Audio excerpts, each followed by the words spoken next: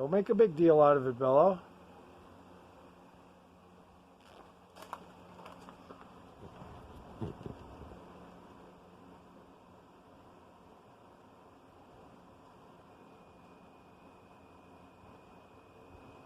Hi, Boo. Hi, buddy. This is my little... it's a more of a airy feeling out here than being on the porch itself. So I come out here and I got my little heat lamp in case I want to use it to warm.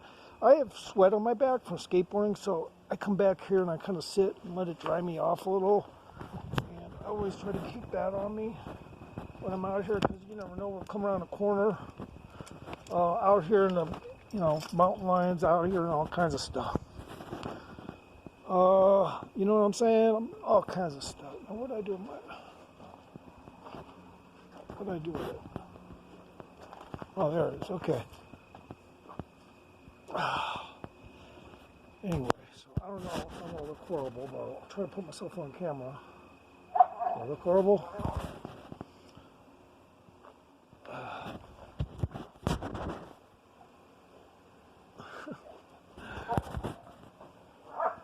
See, that's my dog's noises he makes when he's playing with Bella.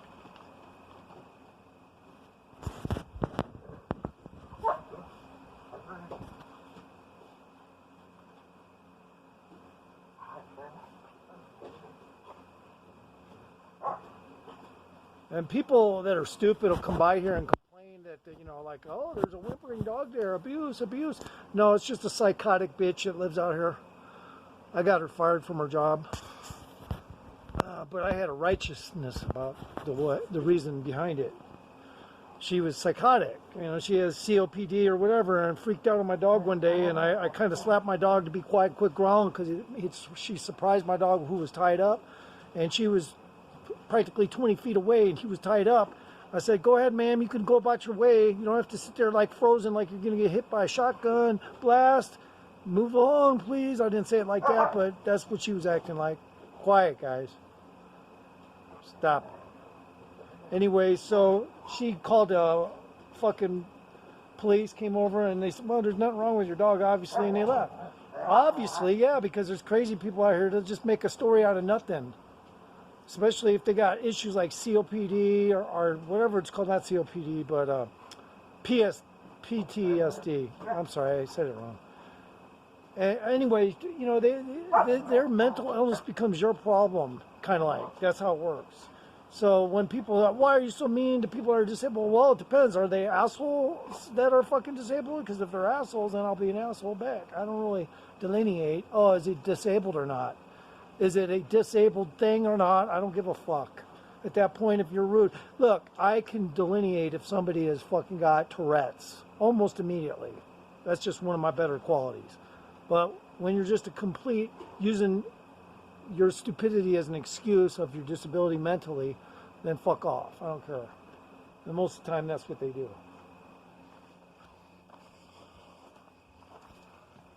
So I'm coming back here, and I got a little weed packed in my little tube here.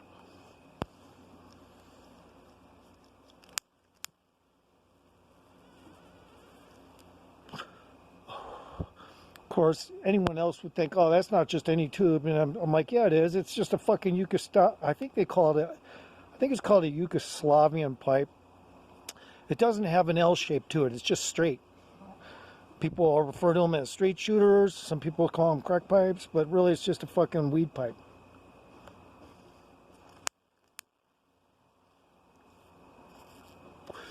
But yeah, it's a, old school. I actually like pipes like that because they don't have that 90-degree turn in them, so it's way easier to deal with. And unless you're worried about, holding it wrong and a cherry falling out and burning your couch or something, I mean.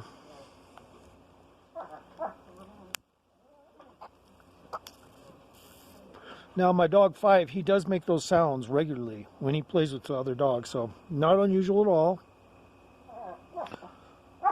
See, he makes all kinds of weird sounds when he's playing with this dog. And of course, he's not hurt or anything like that because he's, first of all, he's the smaller dog. The big dog, just like it does me, it can handle anything, comes at it. Matter of fact, that white dog is so fucking strong, you couldn't really upset that dog unless, you dropped a shipping container on it. I mean, that dog is so fucking rock solid strong. It's like a train when you're walking it. Even if it doesn't look like it's pulling me, it's pulling me. Like, that dog is so big, it doesn't have to work hard at pulling me at all. It just pulls a little bit, tug, and it'll just look like it's walking on the leash normal, but really, in actual fact, it's tugging me the whole time. Now, halfway through the walk, though, it stops. It usually stops and gets content with just walking.